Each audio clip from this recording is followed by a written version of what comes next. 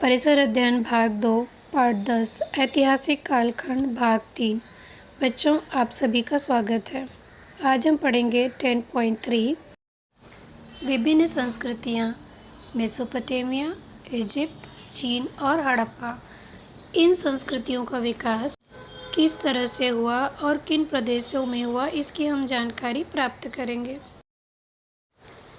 Mesopotamia यह किसी देश का नाम नहीं है, अपितु वह एक प्रदेश का नाम है।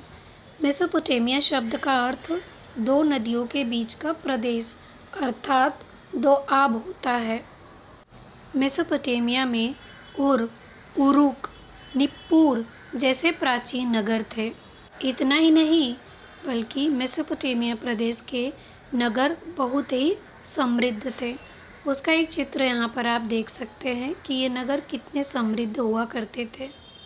बच्चों, यदि आप ध्यानपूर्वक मानचित्र को देखेंगे तो नगरों का विकास कुछ इस तरह से हुआ था।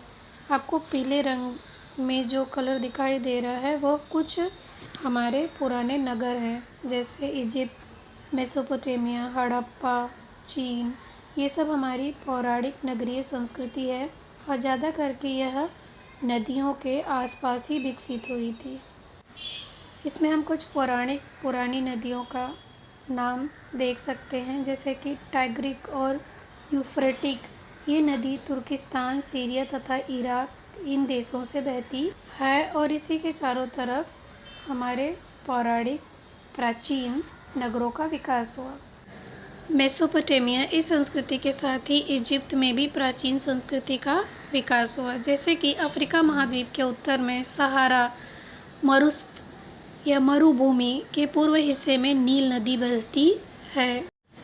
बच्चों, जैसा कि आप पिक्चर में देख सकते हैं, सहारा मरुस्थल काफ़ी बड़ा और काफ़ी लंबा मरुस्थल है।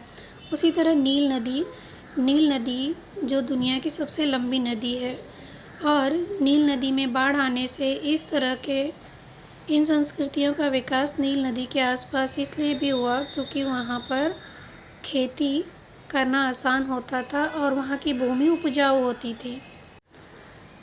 और इजिप्ट के प्राचीन संस्कृति के लोग जगह जगह पर इस तरह छोटे छोटे बांध बनाकर नील नदी में आती हुई बाढ़ के पानी को संग्रह करते थे तथा इन पानी का उपयोग वे फसलों की सिंचाई के लिए किया करते थे। इस तरह से प्राचीन संस्कृति के लोगों के लिए सिंचाई करना आसान हो गया था और ज़्यादा करके वो नदी के किनारे बसते थे।